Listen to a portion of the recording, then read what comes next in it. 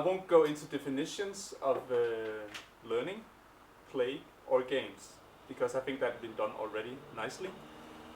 I'm very much inspired by the tradition of pragmatism and John Dewey's work. So if you try to put me in some kind of box, that's the kind of box I belong in. I'm working within educational research. So what I'm doing is I'm trying to develop understanding and design principles for educational gaming. And that means that most of my research is about doing interventions. It's about finding good teachers, brilliant teachers, like Thorkild Hanghøj sitting over here, and trying to build upon those principles they have already developed over time, and then try to expand these into research projects that involve collaboration with other teachers and other schools. That's the kind of work I do. So I've also done ethnographic studies, and I'm inspired by ethnographic work and qualitative methods at large in my work. But I think most of the main method, the main way I'm working is that I do interventions in schools where we not so much design games, but we design principles for using games and resources for helping teachers to use games in schools. And then more specifically, I'm interested in topics such as literacy, reading and writing, oracy in relation to games, the topic of inclusion, which I'm going to return to, and the notion of collaboration, which was one of the famous 21st century skills. And recently I've also become very interested in working close together with teacher education. And I'm actually working together with teacher education here in Aarhus, also in Silkeborg and in Copenhagen at UCC, because there's a growing number of teacher educators who actually identify themselves as gamers and like to use games as a part of their repertoire when they go out to teach. So there's really something happening right now here in Denmark, I think. When I started out in this field 12 years ago, I think there were about, 10 people in Denmark who were really doing, teachers doing interesting things with commercial games. And now it's really, something has really happened. There's a big movement right now in Denmark, I think, within this field. Okay, so I'm not going to give you the full perspective on how I see things within games and the field of games and learning. Instead, I decided to take a bit more narrow focus, and then from that narrow focus to go more over a number of different examples and also projects I've been working with. So I wanted to focus on game-based learning, specifically on collaboration. And I think this is a really interesting, strong theme. Collaboration is also very much related to play, as we heard today.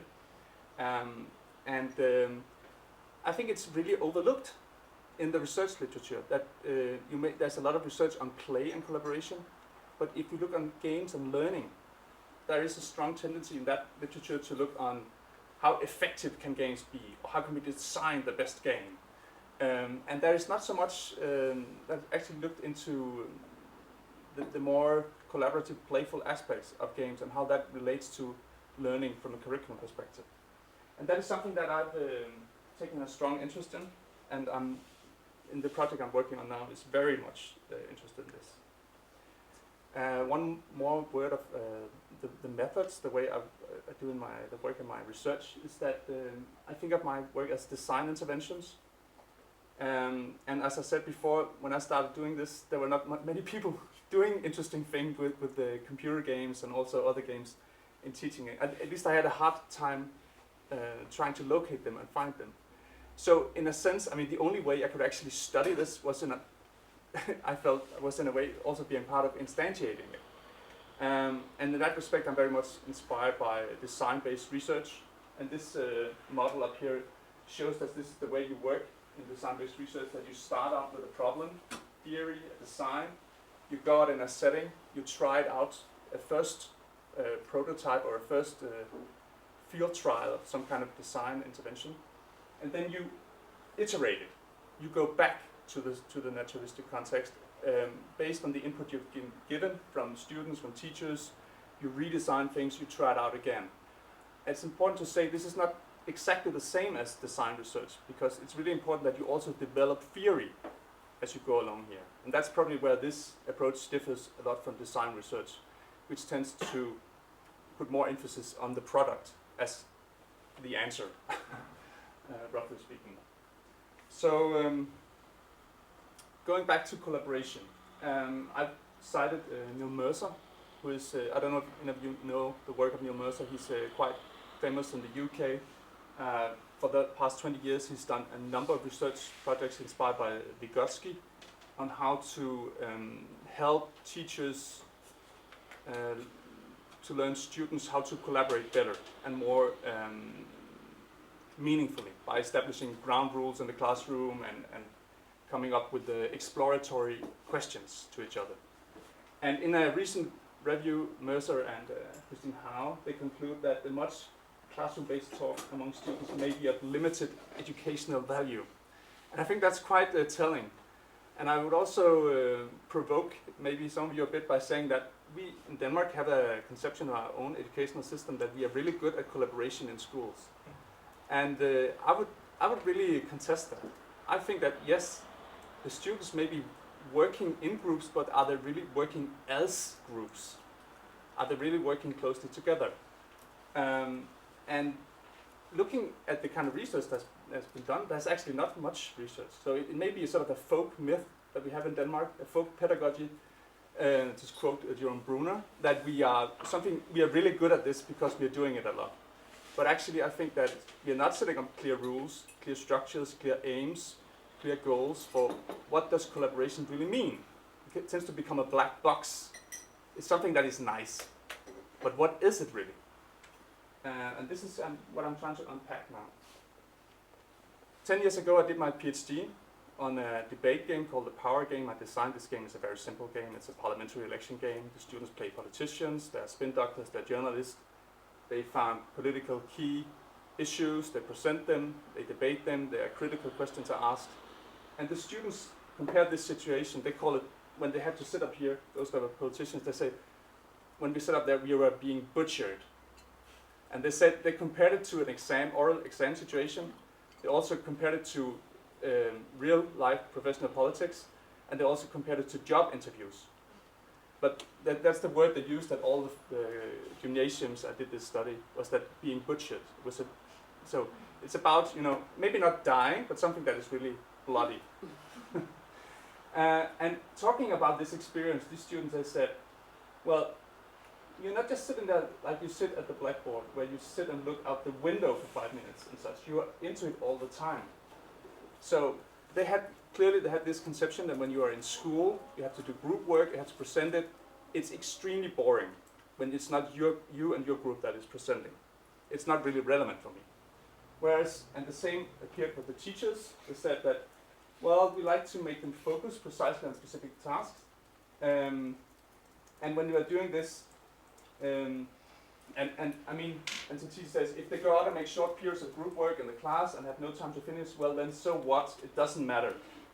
They may probably be able to follow the discussion anyway, or otherwise they just sit, just look out the window. She actually used the same words.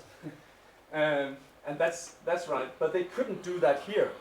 So in a debate game like this, there are certain rules. And it's actually important what people are saying, because they all have to relate to it, because they have different political parties and have to vote on each other at the end. And so it's actually important to pay attention to what is being said, and they all have a stake in what is going on here. And they didn't really have that experience when they're doing group work presenting in school. Okay, so the kind of theoretical model I'm working with in most of my work is this model. It's a model that assumes that we can understand the use of games, play scenarios, or any kind of scenario really in school as an interplay of different domains. And I like to call them the disciplinary domain, which are the subject, curricular aims, the pedagogical domains, which are the pedagogical activities. Do we do group work? Do we do what kind of classroom dialogue are you structuring as a teacher? And then there are the everyday domains, which is sort of the student's life world. And then there are the scenario domains, which are the sort of imagined or projected domains that become realized within these educational game scenarios. It doesn't have to be games, but I'm particularly studying games. So the example I'm just giving you, this is about the power game. It's about social studies in Danish. The domain is related to professional politics. They are doing these activities and relates to their everyday conception of politics. And I mean, you could take any kind of game scenario and study it this way. So what I like to do in my work, theoretically speaking, is that I look at the different kind of framings that is going on here. Because when you ask a student to become a politician, it's actually a lot of negotiation that has to take place. Because the student has his or her own beliefs. The student is still a student, right? But also a doer of a subject. Takes place in a particular subject, and the student also takes on a role or a function.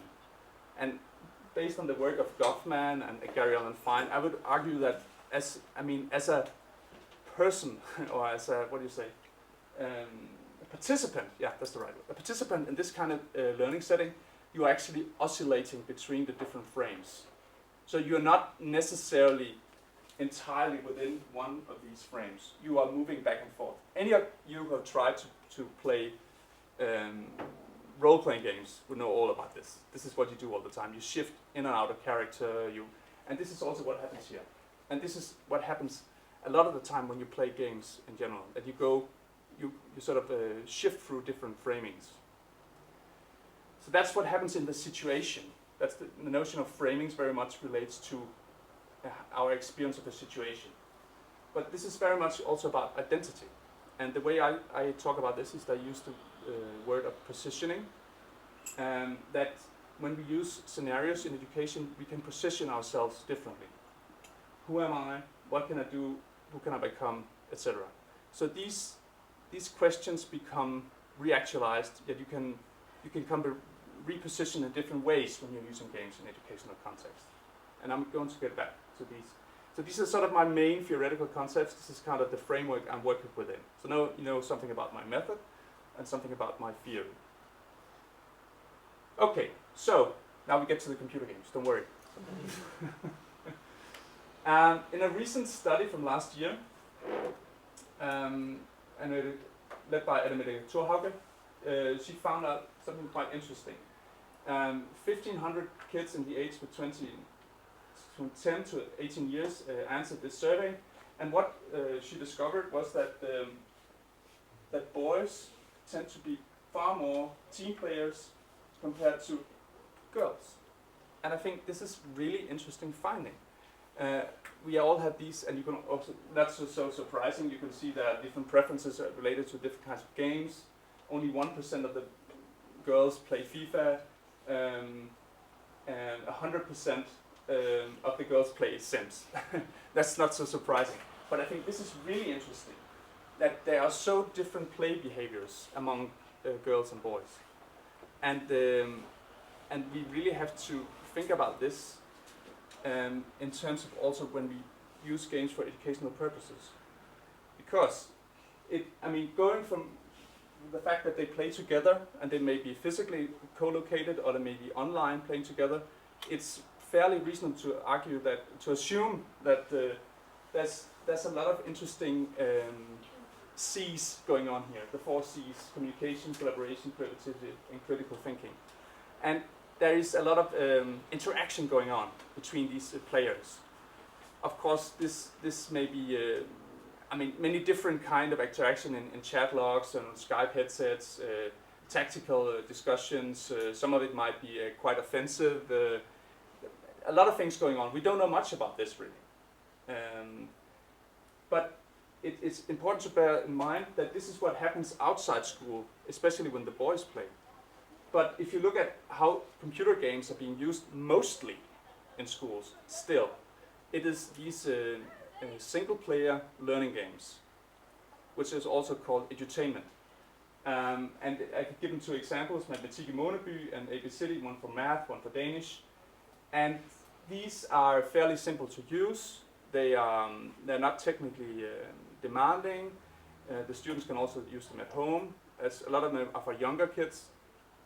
And they tie up nicely with goals that that using learning resources should not be too time demanding, and we can measure things in schools, and we can track and progress children easily. But the problem with these kind of games is that they often only have a very limited period of fun, and then they become fairly boring. And it's a very traditional way of looking at school and schooling. Actually, these games are more traditional than the kind of school that existed 100 years ago. I mean, it's only about reproducing pre-existing content. And this model is more than 40 years old. But this is still the widely most sold and used model of computer games in schools today. So when you go out to schools and talk to teachers and students and you say games and learning, what can you learn through games? This is the first kind of examples the teachers and students will think about. It's actually something we struggle a lot within the current project, that the teachers could simply not understand that you could be using commercial games in school. They would think of games and learning like this. So this is the cultural model that the teachers and students often have. On the other hand, if you look at some of the surveys that we've done where you actually talked to teachers and surveyed their opinions about games in schools, it's interesting to see that that teachers tend to emphasize the social interaction between students and teachers as an important part of having games in schools. And again, this is something that tends to be overlooked. There's a lot of focus on, if we are going to use games in schools, it has to be serious, it has to be effective, and it has to comply with the standards and those goals that we set up for education at large. But actually the teachers in this large survey from the UK, they emphasize the social aspects. And as it's something that's very positive, that you get a different kind of relation between the students and also between the teacher and the students. Again, something that tends to be overlooked. In one of the projects I've done, a Minecraft project, this was in the subject Danish from the grades 0 to grade 2. The students had to build on a mysterious island that we sort of an open island, and had to, part of a Robinsonade narrative, they had to sort of create a new society on this island, had to vote on what should be on the island, and they had to write about their experiences of being this island. Those of them who could write, those who were in grade 0, they couldn't write, so they would talk about it instead. And in this case, the students had to collaborate in order to explore the island, build a new society, and present their creations. And we did classroom observations and interviewed the teachers. And we tried to interview the students, but we were not there that much of the time. We had several different researchers trying to collect the data. We couldn't simply impossible to interview the students at this age when we didn't have that kind of relation to the students. So this is something you really have to think about carefully if you want to work with students at this age level, that you should have the sufficient time to establish relations with the students in order to actually interview them. How old were they? They were from age 6 to 8. Okay, so Minecraft was introduced in this school, and as you can see, the teachers, they say, what's nice about this, the way we are playing Minecraft here. I guess most of you must know. How many of you know Minecraft? Okay, for those of you who don't know Minecraft, you can play it in survival mode and creative mode. In creative mode, you build things. In survival mode, you build things, but you can also get killed. So in this game, this version of the game, you're playing creative mode. We didn't want the students to be killed and kill each other when they're during this game. And then you can see the reaction among the students for this, that the teacher's saying, but that's good about this, well, you can't die. And then the boys in the class, they say, oh, that's a downer. And then Anders goes on, but you can't survive when you can't die. So that's fairly logical thinking, right? He's really reasoning here.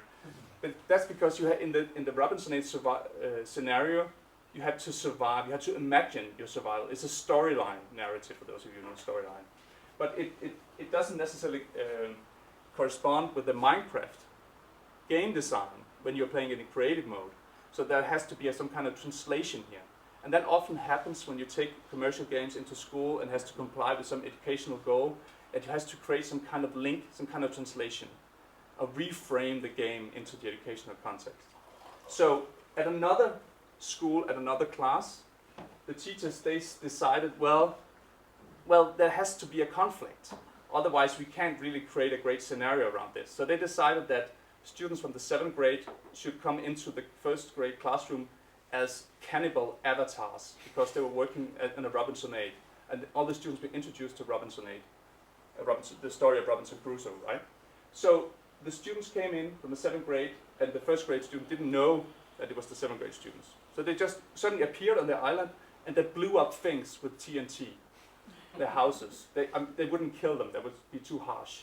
But just destroying some of the things was a pretty frustrating thing for these 1st grade students. And then the 7th grade students re-emerged as helpers and good guys. And then the 1st grade student had to communicate with them through a chat dialogue to actually help them reconstruct what had been destroyed. So going back to the title of my talk, Collaborate or Die, you could see that these teachers, they wanted some kind of conflict. Otherwise, it was not a real game. So they had to take death back into the game, so to speak.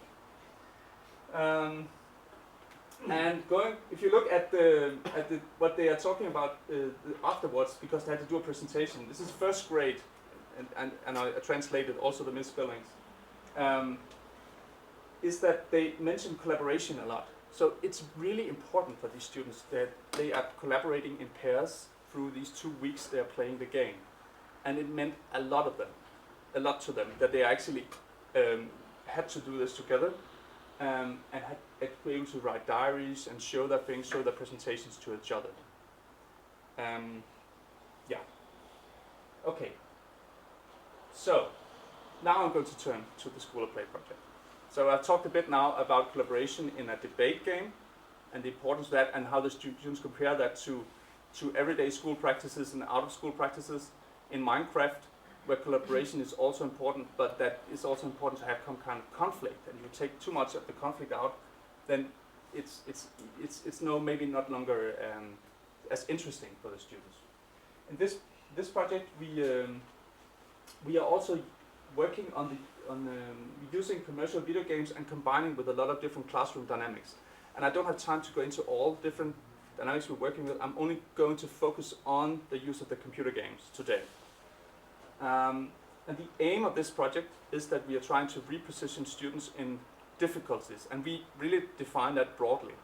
It's both about their well-being and their, you might say, level of competence in Danish and math.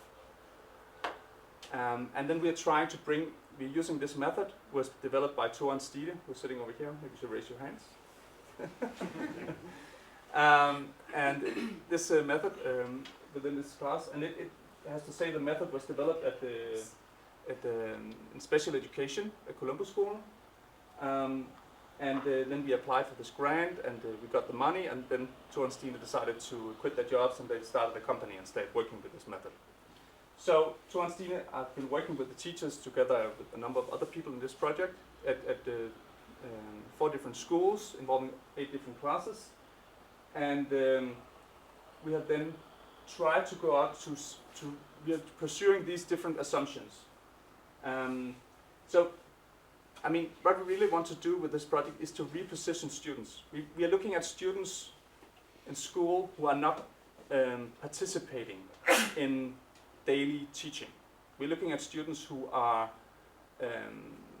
marginalized, who are socially excluded, who are maybe making a lot of noise, who are just not interested in school.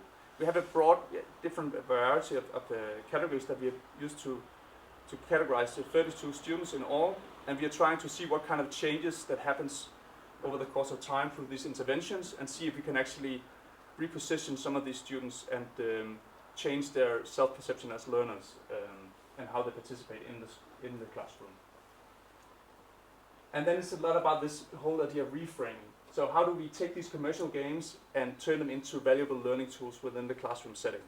It's not as easy as it may sound. Some of it is easy, some of it is really tricky, I would say. We're also doing a quantitative study that involves the well-being and motivation, which Andreas is responsible for, but I won't go into that right now.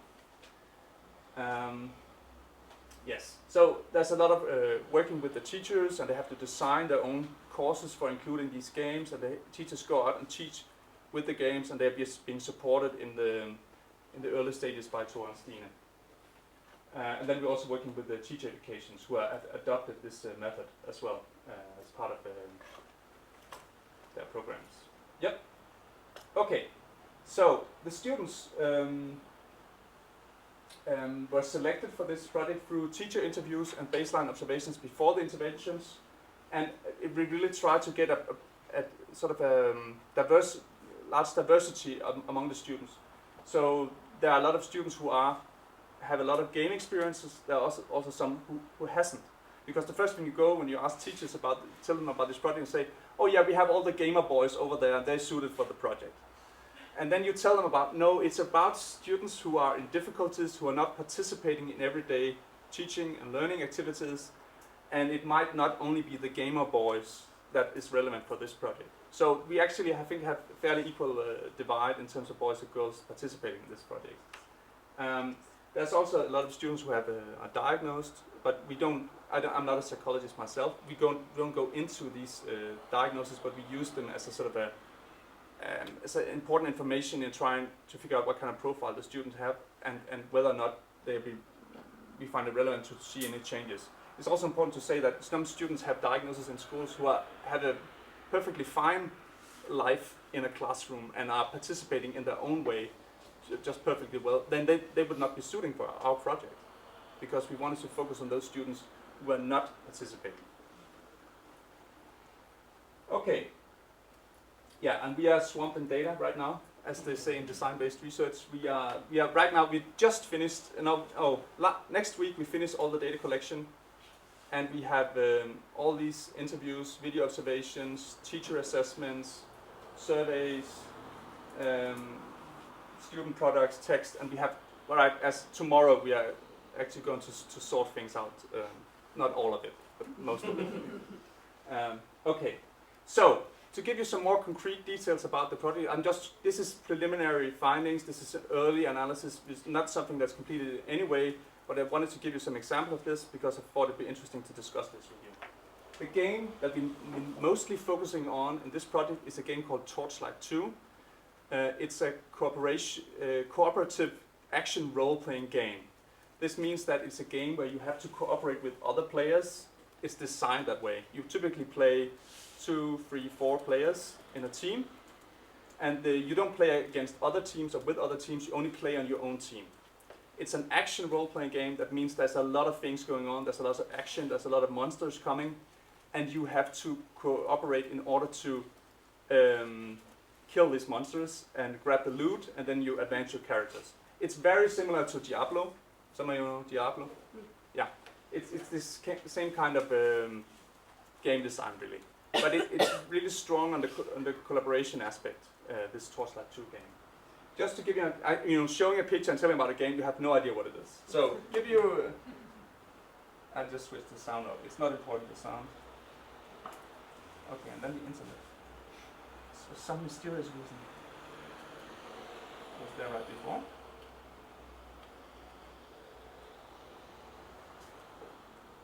Okay, Andreas. It was on the net before. Hvad er koden her? Edge room. Den skal nok ikke bruge, tror jeg. I think that should work actually, just using that. Edge room skulle nok være edge room. It was on the internet, just somehow got cut off.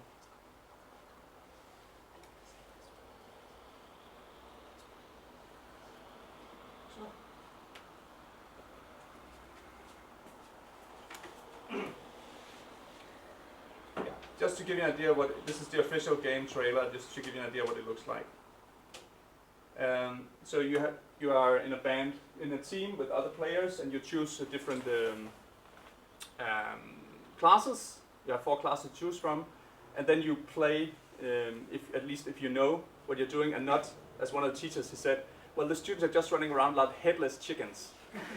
And then slowly they develop an understanding of how the tactics of the game works. That you have these the Holy Trinity, I think it's called. That you have a tank in the front, and you have a damage dealer, and you have a healer, and you also have a crowd controller.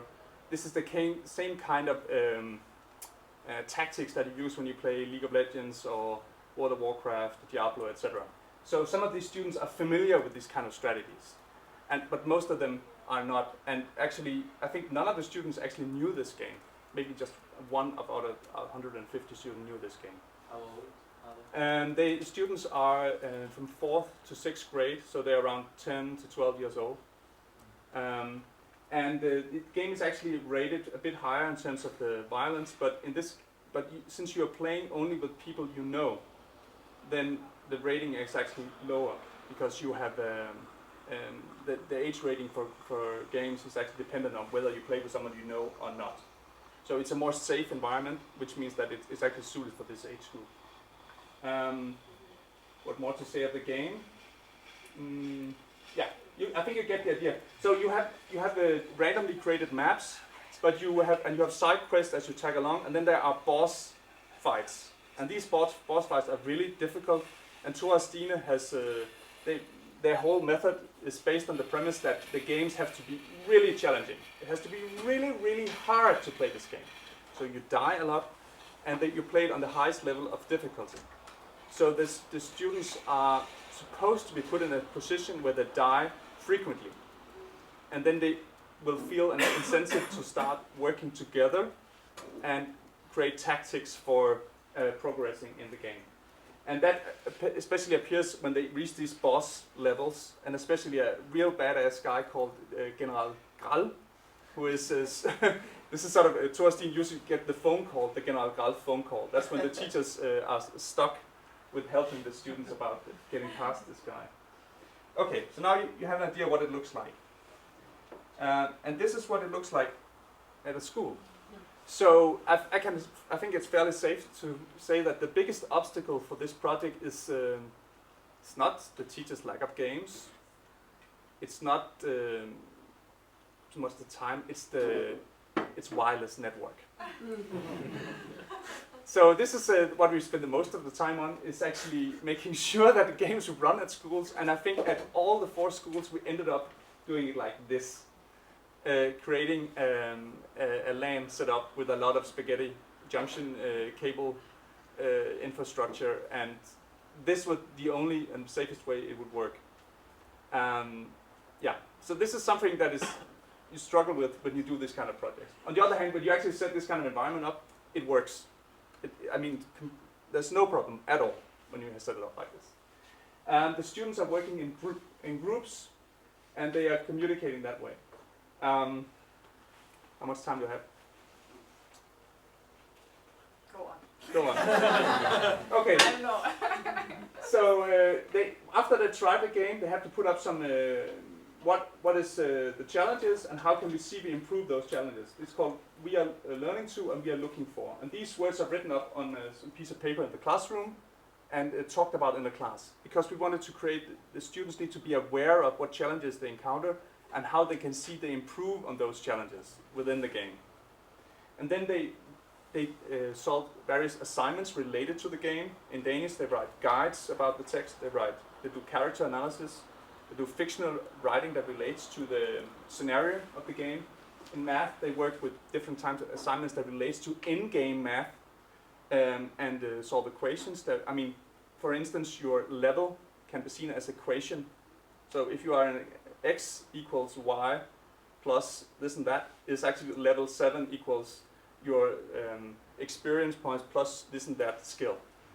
These kind of relations gradually emerged together with collaboration with the teachers. And we've done a number of interesting math assignments about that. It was a bit hard for the Danish teachers to understand that you didn't want to analyze this as a narrative. They would automatically think about games as narratives. But the narrative in Thorkild 2 is like this thick. It's not really interesting. But on the other hand, writing a guide about the game was an incredibly interesting assignment for the students. I think it's fair to say that all the students, and I really mean all the students, were into this game. Not only the boys. And they all liked the game. And writing guides about this game was a really exciting assignment. And they all managed to do that. Also those students that normally would not write anything in class. So that was interesting for them. That was quite meaningful. And relating math to the game also made a lot of sense for some students, but for some students maybe not so much. But that's the kind of thing we're analyzing now. Just to give you an example of a math assignment. This is your crit chance, it's 5%. How many times can you expect to crit if you attack 100 times? And crit is like a critical hit when you make an exceptional blow in the game. What if you attack 50 times? Imagine your crit chance rises to 10%. How many times can you then expect on critting if you attack 25 times, etc.?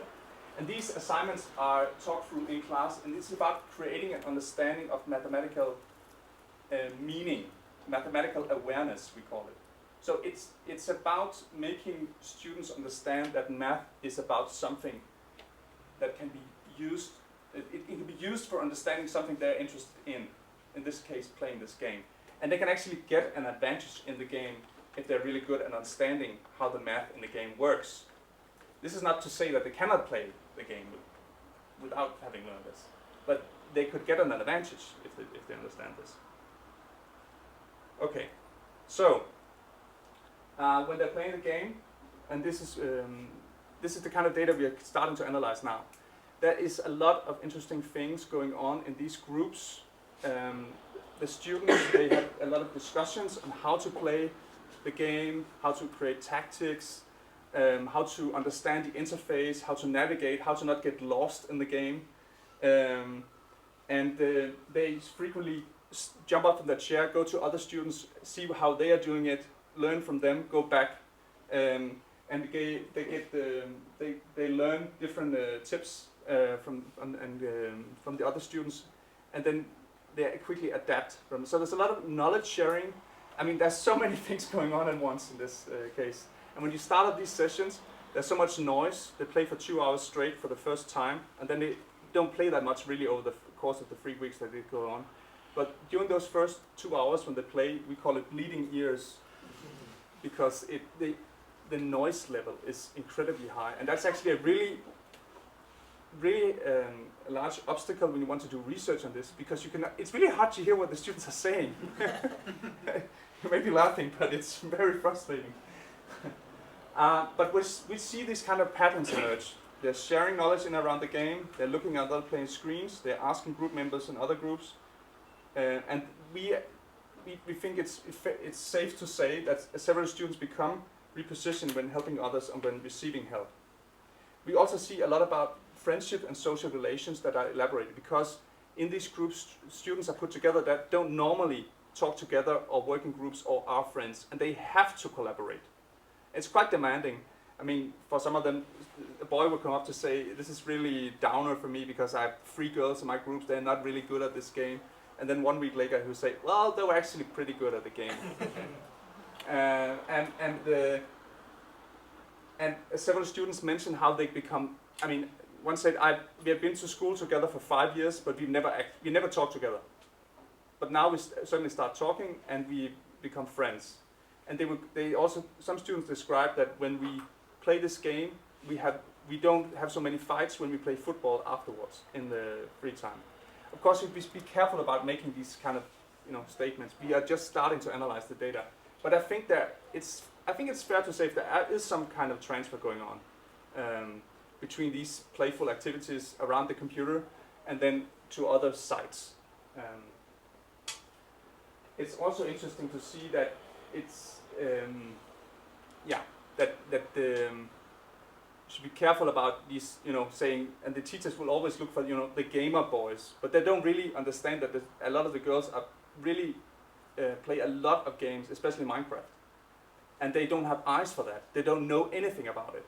And when you interview some of these girls, they have, a huge knowledge of Minecraft, and the teachers just completely unaware of that. they just have eyes for the boys when they think about computer games. That's quite interesting, I think.